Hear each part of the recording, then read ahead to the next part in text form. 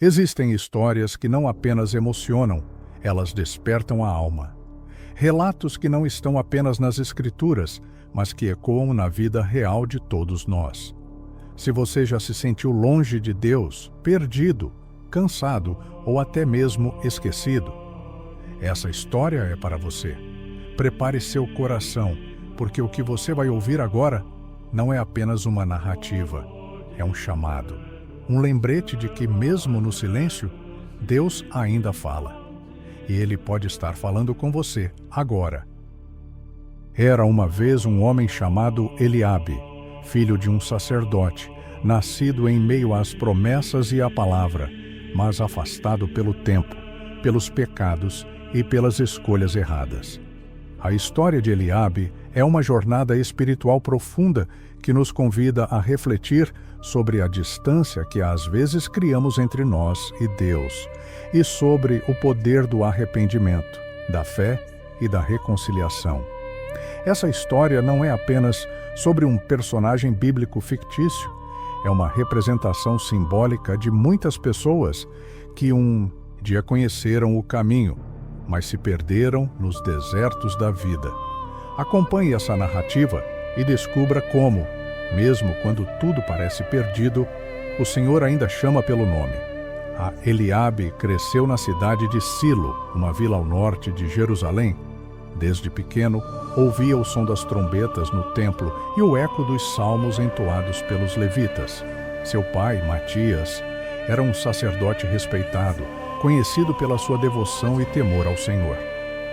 Aos 12 anos, Eliabe foi consagrado para servir como ajudante no templo.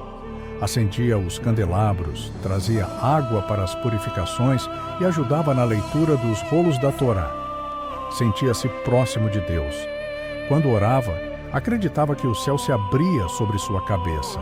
Era como se a presença divina morasse ali, no seu coração. Mas o tempo passou e com ele vieram as tentações. Quando completou 18 anos, Eliabe começou a sentir o peso da rotina do templo. Seus amigos, alguns levitas e outros filhos de comerciantes, falavam sobre Jerusalém, a cidade, grande, cheia de possibilidades, de luzes, de vida. A fé é importante, sim, mas o mundo é tão grande, Eliabe. Você precisa viver. Essas palavras, ouvidas repetidamente, começaram a criar rachaduras em sua convicção. E um dia, sem avisar ninguém, ele foi embora. Levou apenas algumas moedas, um manto simples e a promessa de que voltaria. Mas os caminhos da cidade o engoliram. Jerusalém o recebeu com braços abertos, mas também com armadilhas. O ouro brilhava nos olhos dos mercadores. Os vinhos escorriam como rios nas tabernas. As promessas de prazer e riqueza pareciam infinitas. Eliabe trabalhou com comerciantes, vendeu especiarias, depois tecidos. Fez amigos que o levaram para festas, banquetes e jogatinas. Em pouco tempo, gastava mais do que ganhava. Começou a mentir, a trapacear, a esquecer das orações, da Torá, de Deus. Certa noite, embriagado, caiu em prantos num beco escuro. Pai, onde estás? Eu não te ouço mais. Mas mesmo ali, a voz de Deus sussurrava. Após anos longe, Eliabe começou a sentir um vazio profundo. Nada o preenchia mais, nem o ouro, nem as mulheres, nem o vinho. Tudo parecia cinza. Certa manhã, foi até o Monte das Oliveiras. Sentou-se sob uma árvore e contemplou o vale. E pela primeira vez em anos, ouviu um eco dentro de si. Volta, filho, ainda há tempo. Mas como voltar? Como olhar nos olhos do Pai? Como encarar os que ele decepcionou? Sentia-se indigno, impuro, esquecido. Foi então que lembrou de Jonas, do ventre, do peixe, de como mesmo no mais profundo abismo, Deus estendeu sua mão.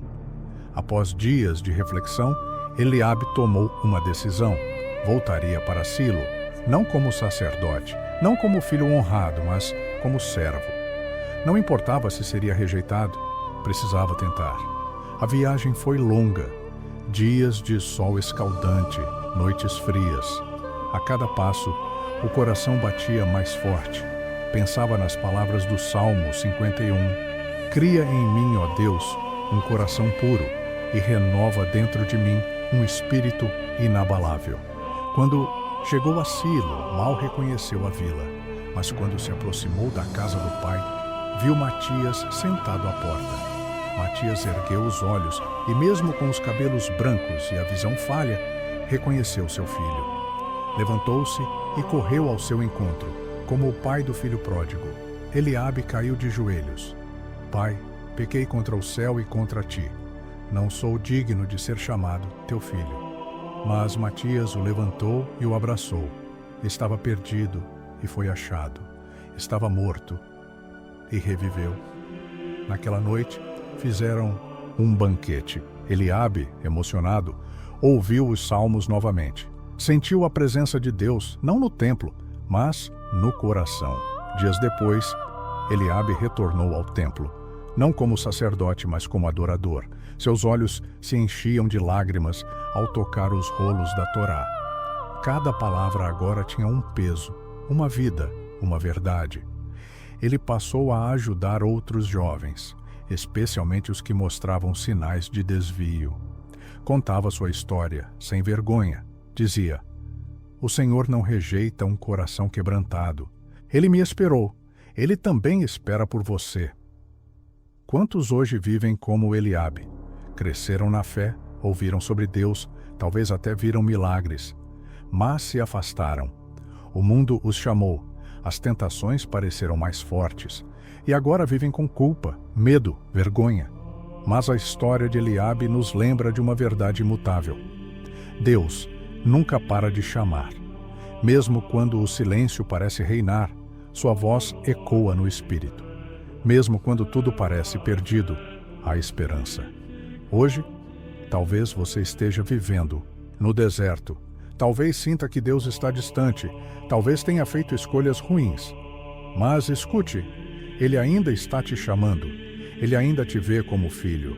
O mesmo Deus que recebeu Eliabe está pronto para receber você. Basta uma oração sincera, uma decisão genuína. Voltar nunca é tarde demais. A história de Eliabe é um convite, um chamado. Uma trombeta soando no deserto. Não importa o quanto você se afastou, quantos erros cometeu ou quantas vezes caiu. Deus é um pai que observa o caminho e corre ao encontro do filho assim que o vê de longe. Volte. Hoje é o dia, não por religiosidade, mas por relacionamento. Não por culpa, mas por amor. Porque Ele ainda chama pelo seu nome e a sua graça ainda é suficiente.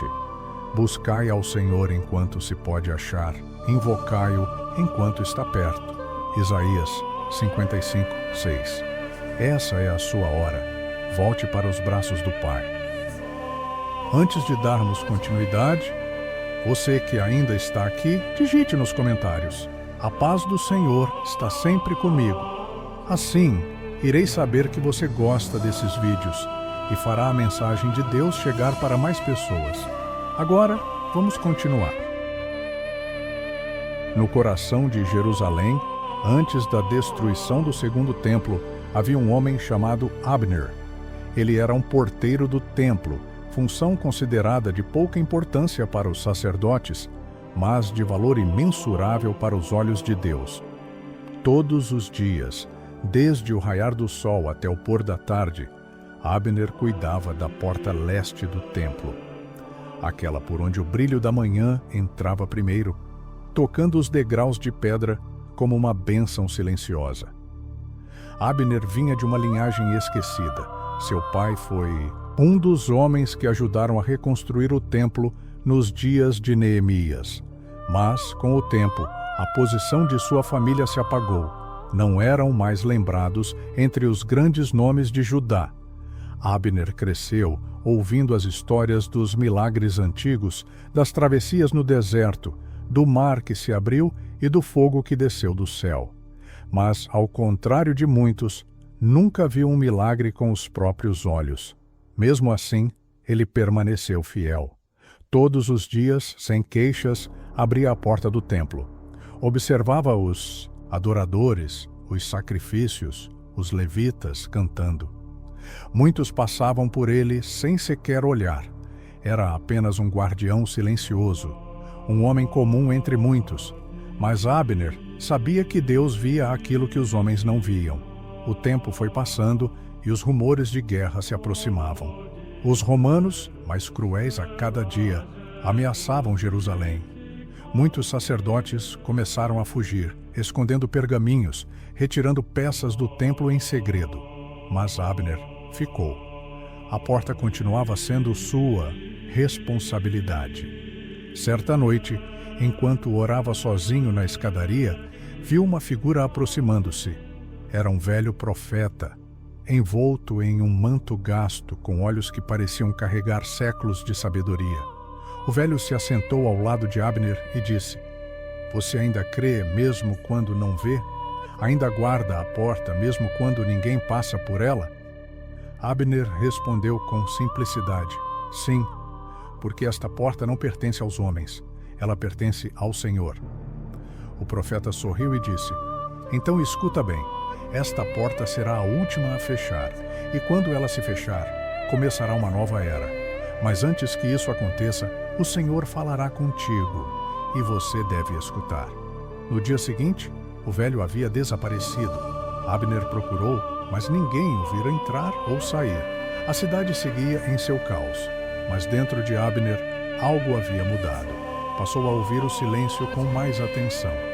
Cada rajada de vento, cada folha que caía do olival ao lado do templo, parecia sussurrar algo divino. Certa madrugada, ouviu um som vindo do interior do templo, algo como um choro, não humano, mas espiritual. Correu até a porta principal, mas tudo estava em silêncio. Apenas a luz da lua tocava o altar. Ficou ali, ajoelhado, esperando. Foi então que sentiu algo como uma mão sobre seus ombros e uma voz dentro do coração: "Você guardou a minha casa, agora eu guardarei a tua alma." Na manhã seguinte, Jerusalém estava em guerra. As tropas romanas cercaram a cidade. Muitos correram, abandonaram seus postos, esconderam-se nas montanhas. Mas Abner ficou.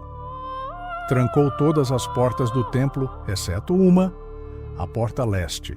Durante 7 dias e 7 noites, permaneceu ali, jejuando, orando, esperando.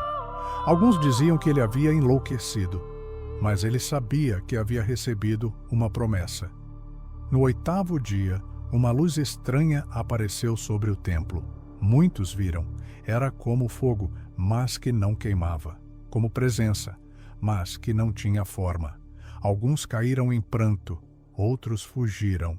E então, no auge do silêncio, Abner fechou a última porta. Naquele instante, sentiu seu coração se acender. Uma paz tão intensa o invadiu que ele não conseguia conter as lágrimas. Ele compreendeu, ali, que sua vida inteira não fora em vão.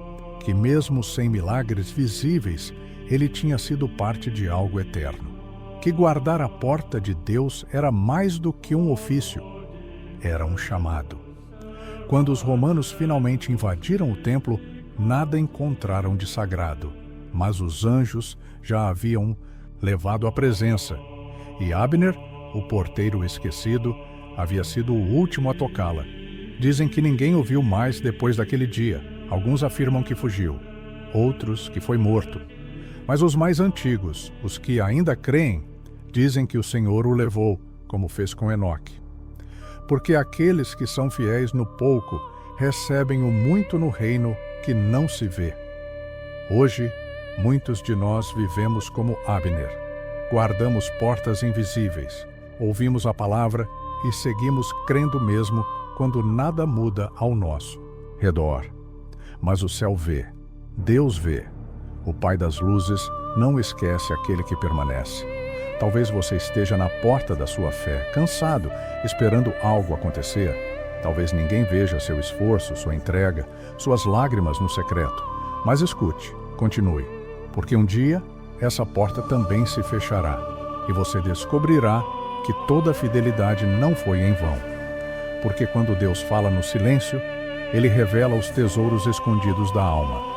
E é nesses momentos que que o ordinário se torna sagrado. Guarde sua porta, porque logo ele virá. Talvez enquanto ouvia essa história, você tenha se visto em cada palavra. Talvez também esteja guardando uma porta que ninguém valoriza, carregando dores que ninguém vê, sustentando uma fé que o mundo zombou. Mas escute com atenção. Deus nunca deixou de olhar para você. Mesmo quando tudo parece silêncio, mesmo quando o mundo vira as costas, o céu ainda está te observando. Essa história foi mais que um conto. Foi um lembrete, um sopro do Espírito dizendo: eu ainda estou aqui. Eu ainda te chamo. Eu ainda tenho planos para você.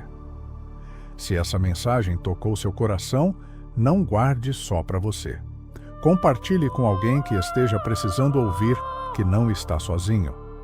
E se hoje você sente que precisa voltar, se reconciliar, recomeçar, então ajoelhe-se aí mesmo, fale com Deus agora.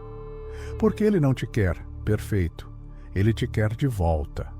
Hoje pode ser o recomeço da sua história. Deus te abençoe. E até a próxima jornada de fé.